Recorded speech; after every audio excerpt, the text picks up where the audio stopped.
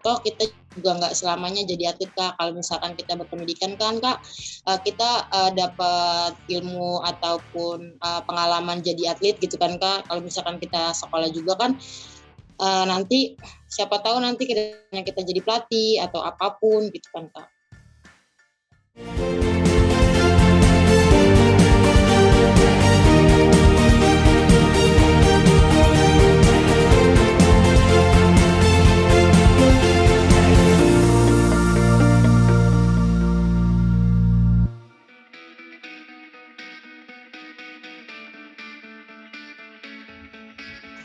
Awalnya itu tahun 2011, waktu SMP aku diajak sama guru aku yang guru matematika dulu, suruh ikut masuk ke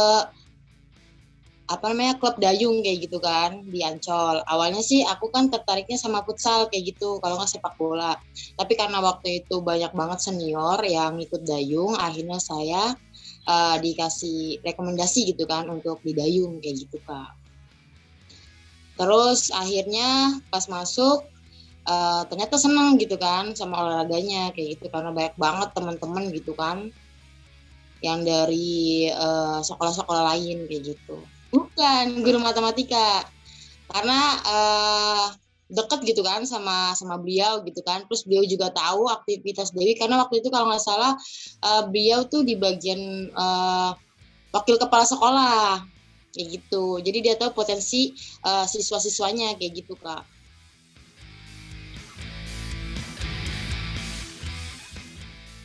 Oh, waktu pertama coba dayung itu malah cuma kayak main-main Kak.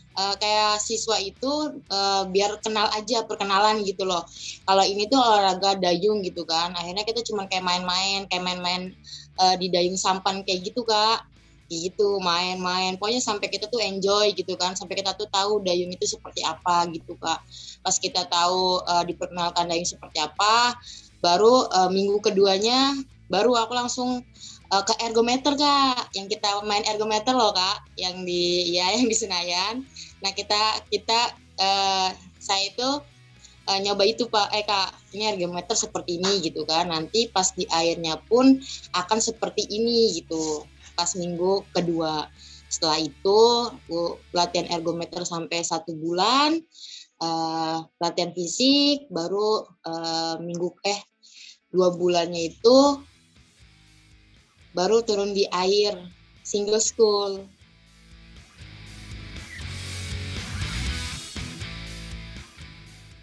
Oh itu perjalanannya panjang ya Kak, sekitar 2011, aku masuk Platnas 2014, berarti sekitar 3 tahun. Nah aku sampai bisa ke Platnas itu kan ada seleksi-seleksi kayak gitu ya Kak. Terus kayak harus udah ngikutin kayak kejuaraan nasional segala macem kayak gitu Kak. Nah pas waktu bulan 2014 bulan Januari atau Februari kayak gitu Kak, ada tes seleksi Platnas, terus aku ikut. Dan kebetulan aku dan beberapa teman lolos gitu Kak dari berbagai macam daerah kayak gitu.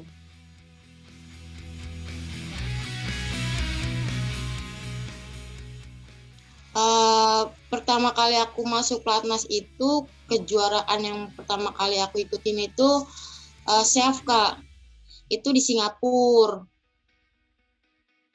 Iya pertama kali, terus pertama kali aku dapat medali perunggu kalau nggak salah. Enggak, aku main di sweep di 2 min pertama kali. Sama Firdausi Nurul Hakim.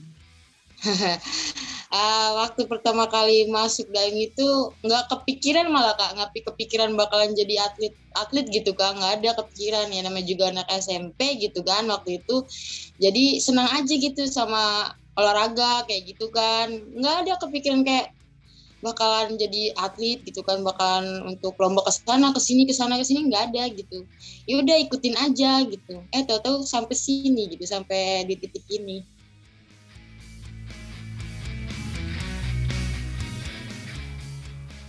Aku kan pas waktu di Beijing kan udah spesialis single school ya Kak, maksudnya schooling kayak gitu.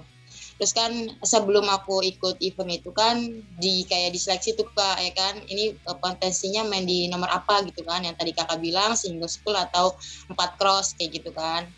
Nah, aku kan waktu itu posisi masih junior ya Kak, di tahun 2014, terus aku main di Beijing kan 2015. Aku masih junior, terus dilihat dulu kan kayak dari tes-tesnya per bulan kayak gitu kan. Terus akhirnya aku diturunin di single. Alhamdulillah waktu itu aku single dapet perak. Terus yang 4 plusnya itu aku dan teman-teman dapat perunggu kayak gitu Kak. Awalnya takut juga gitu Kak diturunin single, karena kan lawannya kan yang aku tahu kan pemain-pemain Olimpiade Kak, ya kan kayak Cina itu kan kemarin beliau dia dapat perunggu Kak di Olimpiade kan. Awalnya kayak langsung aduh gitu gimana gitu, tapi kan aku nggak berpikir ke situ gitu, maksudnya nggak aduh harus bisa gitu kan, coba dulu kayak gitu Kak. Alhamdulillah gitu ternyata mampu gitu.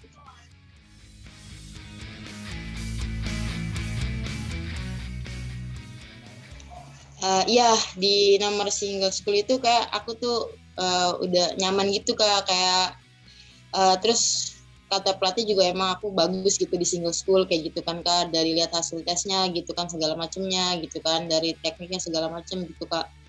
Aku emang di single school, akhirnya aku ditetapin waktu itu emang khusus untuk single school kayak gitu Kak, untuk schooling gitu. Kalau dibilang minta untuk single school enggak Kak, karena semuanya kan untuk misalkan ada perlombaan segala macam kan yang menentukan pelatih gitu Kak.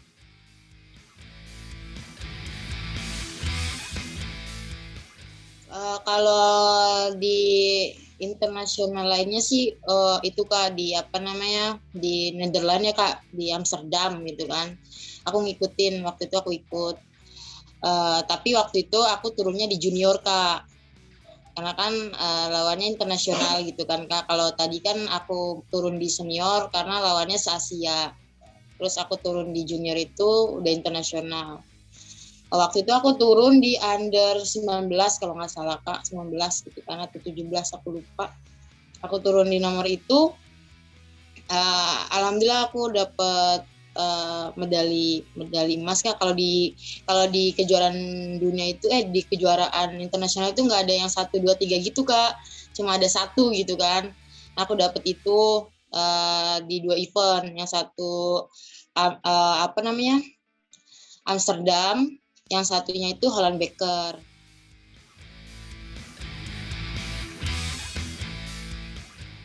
Waktu kualifikasi di bulan April ya Kak, kan jadi harus sebelumnya itu aku udah kualifikasi Kak, tapi di apa namanya di dunia gitu kan, di World Rowing. Itu tuh uh, di Prancis Kak. Nah, tapi kan waktu itu emang gagal gitu kan, nggak bisa gitu kan. Akhirnya ikut lagi di seleksi di Chungju, itu khusus Asia. Nah, itu kan yang diambil itu kan sekitar tujuh peserta. Di situ kualifikasi cuma diambil 2 nomor, yaitu single school sama double school. Di situ aku masuk ke 6 besar.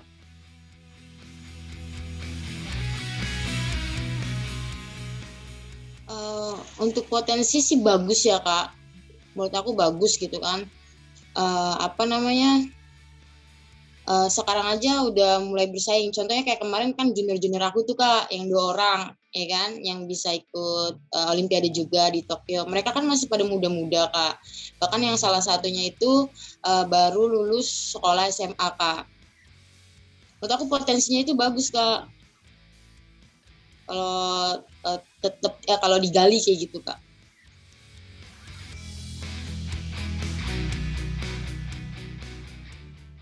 Ini ya kalau di daerah gitu kan, di daerah yang aku lihat gitu kan, di daerah-daerah lain gitu kan, kalau di rowing itu kan emang butuh kayak alat-alat gitu kan Kak, alat-alat gitu kan. Sedangkan kebanyakan kalau misalkan di DKI atau Jawa Barat gitu kan Kak, mereka kan emang sudah mempunyai alat banyak gitu kan Kak. Sarana prasarana juga ada gitu kan Kak. Mungkin kalau di daerah lain mereka mempunyai alat juga gitu kan. Pasti banyak Kak putri-putri yang lain gitu yang bakalan bagus gitu Kak. Itu sih Kak yang aku lihat gitu kan, karena memang yang Kakak tahu gitu kan, alat-alat drawing kan nggak murah gitu kan Kak gitu.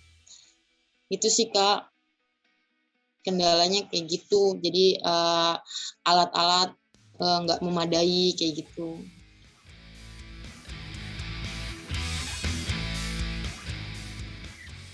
Pesan aku untuk adik-adik yang di daerah dimanapun yang sedang latihan, yang mengikuti dayung ataupun cabur olahraga lainnya, pokoknya tetap semangat, latihan yang baik, yang bagus kayak gitu Kak. Kalau misalkan kita latihan yang bagus segala macam, insya Allah nanti prestasi pun akan mengikuti gitu Kak. Pokoknya jangan pernah mengeluh ataupun apapun gitu. Boleh ngeluh tapi jangan jangan berlebihan gitu Kak. Pokoknya tetap semangat. Gitu.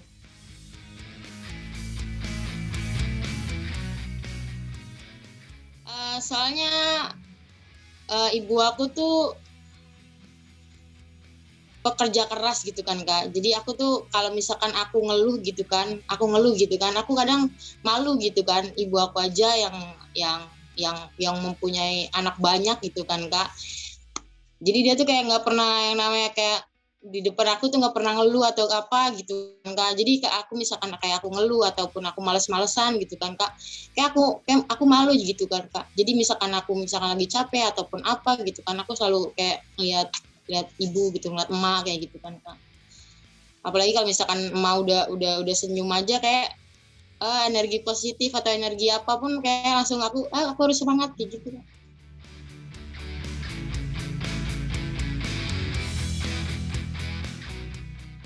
Kalau misalkan waktu latihan ya kayak pengen cepet beres gitu kan Kak. Ya kan soalnya kalau latihan kok sampai 30 kilo gitu kan Kak. Sampai pokoknya paling sedikit itu 20 kilo gitu kan Kak. Nah jadi kayak pengen cepet selesai gitu kan Kak, tapi nggak cepat selesai tapi dengan yang baik gitu Kak. Bukan asal-asal ngedayung kayak gitu Kak gitu. Jadi harus tetap program dijalankan dengan benar, dengan hati gitu kan Kak. Jangan asal menyelesaikan program aja. Soalnya kan beda Kak, cuman hanya menyelesaikan program sama dengan hati gitu Kak. Nanti kan dapatnya lain gitu, apa yang kita terima.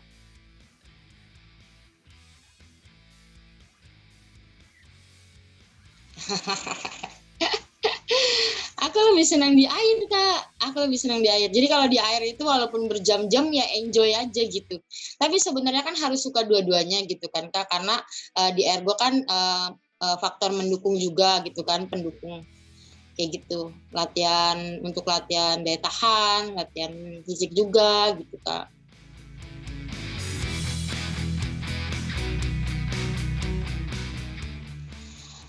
Harapan aku sih Kak, aku semoga harapan aku ya Kak, harapan aku sih ya semoga masih bisa ikut ajang-ajang internasional lagi, terus kalau bisa ikut olimpiade untuk kedua kalinya kayak gitu Kak.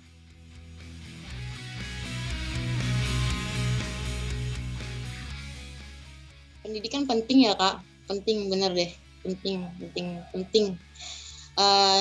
Kayak aku kan awal kan kayak aku kan ini ngelanjutin lagi ya Kak kuliah aku gitu kan Kak.